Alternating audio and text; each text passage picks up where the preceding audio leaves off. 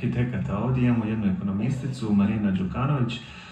Ona bi svoju prezentaciju iz aspekta razvoja turizma zapravo dala, što ovaj zakon o prostornom znači za razvoj turizma i dotaklo bi se i aspekata koje su vezani za razvoj hoteljerstva i toga što ovo etažiranje u hoteljerskom sektoru zapravo znači. Da, evo, dobar dan i hvala na pozivu. Malo me trema pred tolikim arhitektima jer ja nisam arhitekt, ekonomist sam i dolazim zapravo ispred udruge SMOJ, udruge iznajmljivača, odnosno kao osoba koja živi na otoku i vidim zapravo svakodnevno, vidim što se događa u prostoru, pa ovo možda je jedna građanska perspektiva u odnosu na strukovnu perspektivu.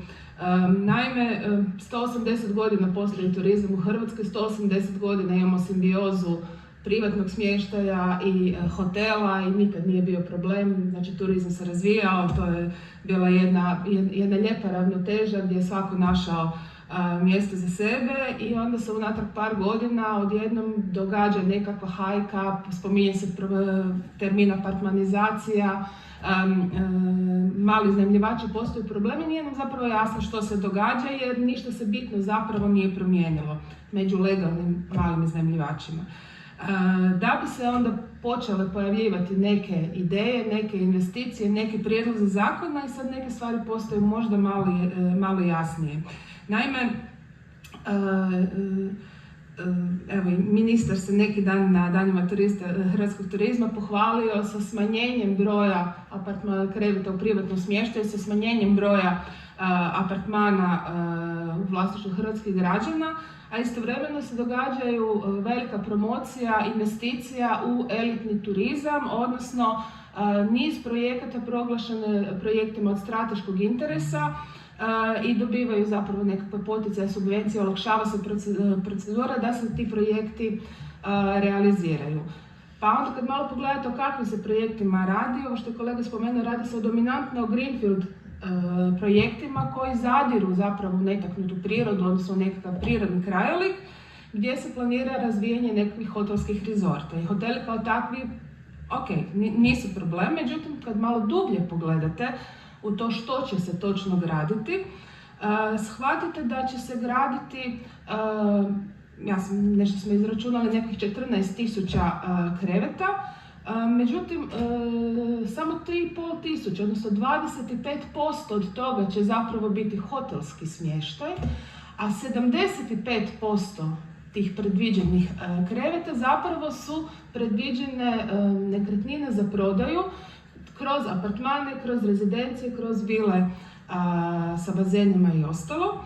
A ono što je, sad dođemo do fiskalnog dijela, ono što je posebno interesantno je da je porez na nekretnine koji je uveden samo na stambene nekretnine, a ovdje se radi o područjima koji su područja turističke namjene. I te nekretnine, te vile, te luksuzne rezidencije i ti etažirani apartmani kao dio turističke zone neće biti obuhvaćeni porezom na nekretnine, što znači da mi omogućavamo investitorima, odnosno kupcima takvih nekretnina, da svoj novac ulože u nekretnine velike vrijednosti koje neće biti zapravo predmet poreza na nekretnine. Odnosno, građanima Hrvatske ćemo oporezivati nasljedstvo, djedovinu, drugu, treću kuću koju možda imaju jer su nekad obitelj je radila pa se nešto steklo pa se nešto ima, a investitorima, odnosno nekakvim stranim kupcima koji će kupovati nekretnine u tim rezortima, zapravo omogućavamo da svoj kapital plasiraju, oplode i da za to ne plaćaju porez na nekretnine. To je jedan aspekt. Drugi aspekt koji nas kao građane muči je zapravo nekonzistentnost ministarstva. Znači, u prvom prijedlogu zakona bilo je jasno definirano da postoji razlog zašto su turističke zone podijeljene u T1, T2, T3, zašto je T3 zona kampova gdje je dozvoljena izgradnja, to su područje posebne vrijednosti, priroda i tako dalje. Međutim, svjedočimo da se u tim zonama danas izuzetno mnogo postavlja montažnih objekata, takozvanih mobilnih kućica, koje nikud ne idu, ali dobro.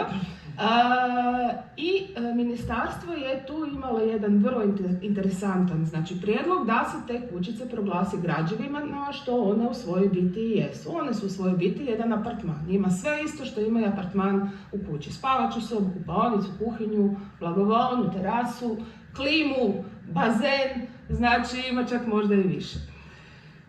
Čak i na sve komentare koji su u prijedlogu zakona, u e-savjetovanju prigovoreni, znači od hotelskih i kemping udruženja, ministarstvo je jasno odgovorilo ne, to su građevine, imaju interni sklop prema presudi Visokog suda, to je građevina i svi njihovi odgovori su bili takvi.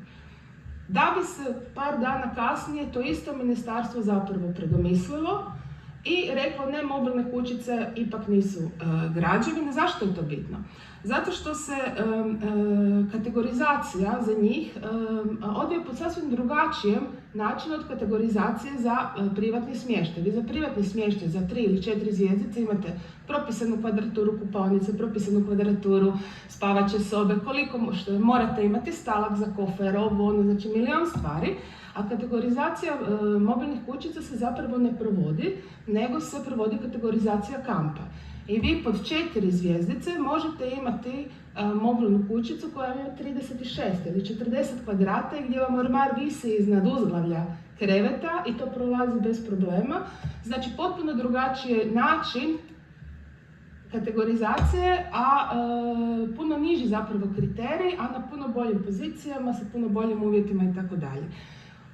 U biti radi se zapravo o apartmanizaciji puno većoj, puno ozbiljnijoj, koja se zapravo sad perpetuira u odnosu na ono što imamo među građanima Hrvatske.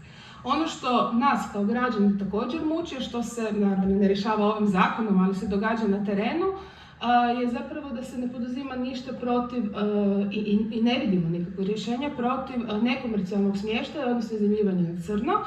I sve ove silne mjere koje se događaju, ograničenja koje se događaju prema malim iznajmljivačima, zapravo ljude guraju u tu sivu zonu. Ali neću sad širiti dalje na tu temu, to nam je druga tema. Ono što mi iz perspektive građana vidimo na terenu je da se događa sljedeće, a to je da se kupuju parcele, kupuju se poljoprivredna zemljišta ili šume po otocima, po obali, potpuno nejasno zašto, na područjima koja su nenaseljena, čak se prodaju i kupuju cijeli otočići uz neke veća mjesta na kojima nikad nije bilo građeno i u principu nama je bilo nejasno zašto bi netko kupovao sad usred ničega, ni ceste ni puta, ove zemljište. Da bi mi iščitali, možda griješimo, ali da bi mi iščitali da zapravo ukoliko neko skupi dovoljno tih parcela i poželi u nekoj uvali izgraditi nešto, on može podnijeti zahtjev investitora, zahtjev, i to ne prema jedinici lokalne samouprave, nego prema županijskoj razini, da se taj određeni prostor prenamijeni u te zone. Jer se gospodarske zone, ako se ne varam, zapravo rješavaju na višoj razini. I ukoliko njemu ta dozvola prođe, on može graditi izvan, znači ukoliko se taj prostor prenamijeni u turističku zonu, on može graditi zapravo izvan naseljenog mjesta u prostoru koji uopće nikad nije bio predviđen za urbanizaciju. Primjere već neke imamo. U nekim razgovorima uspjeli smo doći u kontakt sa gospodinom Nikolom Bašićem, mislim trenutno vjerojatno možda najuvaženijim živućim arhitektom, koji izuzetno se zalaže i naglašava važnost prostora, odnosno zaštite prostora, zaštite netaknutog prostora, odnosno zaštite netaknute prirode kao nekakvog našeg najvećeg resursa i proglašenje zapravo netaknute prirode prostorom bez gradnje. Znači da se mi kao društvo moramo koncentrirati na to da sav niz napuštenih sela, napuštenih pogona, napuštenih državnih, vojnih i ostalih područja stavimo u funkciju, znači sva ona rugla koja postoje u našim mjestima da zapravo preuredimo i stavimo u funkciju prije nego zagrebemo u prirodu. To naravno velikim investitorima nije interesantno. Njima je interesantno naći nekakvu uvalu, nekakav nečujam, nekako malo mjesto i zapravo tamo stvoriti turistički rezort zatvorenog tipa gdje sva ekonomska korist ostaje onda u tom rezortu, a lokalna zajednica, lokalni ljudi, lokalno gospodarstvo od toga ima minimalnu ili nikakvu korist. Tako da, evo, ako smo mi krivo iščitali, nadam se da jesmo, ali za ovo što ste vi, što su gospoda arhitekti rekli, ispada zapravo da upravo, kako je rečeno, kroz niz malih odredbi vrlo perfidno se omogućava da se provedu nekakve značajne zloporabe prostora, a sve po zakonu. Evo, hvala vam puno. Očekujemo više reakcija sada na ovo izlaganje. Urša se prvo javila, pa će biti Jasminka, onda i Neka oni prvi koji su za nju, ja nisam za rekli. Aha, ok, onda Urša pa ćemo nastaviti. Da, ja ću vrlo kratko. Dakle, nijedan zakon ne postoji sam za sebe. Treba gledati širu sliku. I sad, recimo, u odnosu na ovo što ste rekli vrlo točno oko poreza na nekretnine.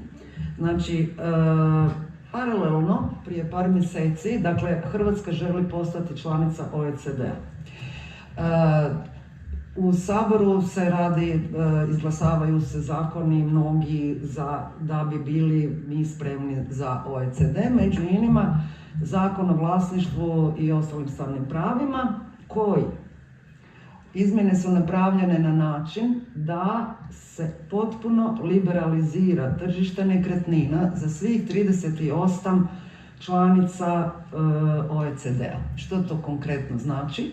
To znači da će ne samo naši investitori, ovo je priprema i za svjetske investitore koji će imati sve ove pogodnosti, dakle nemaju porez na nekretnine, zatim za početno ulaganje u sustavu turizma veće od 3 milijuna eura, porez na dobit se umanjuje 100% na 10 godina.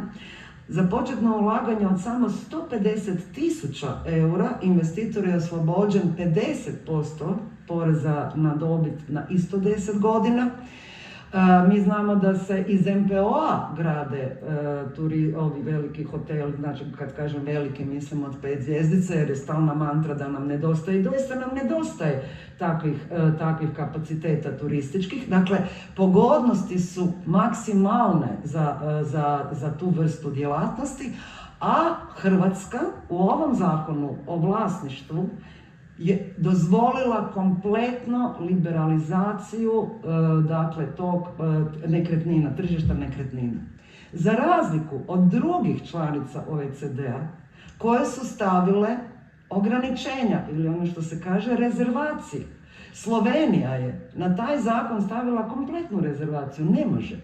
Austrija ju ima, dakle govorimo o našim prvim susjedima, a mi smo kompletno otvorili tržište nekretnina sa ovakvim zakonom o prostornom uređenju i sa ovakvim poreznim odredbama. Sasvim sigurno je to jedan Eldorado za sve investitore svijeta. Jer ako kažemo 38 zemalja OECD-a, naravno da su to financijski i kapaciteti puno značajniji od naših investitora i to je sljedeći korak koji ćemo mi u Hrvatskoj gledati. To je potpuna rasprodaja prostora svima na cijeloj kugli zemaljskoj. Hvala lijepo.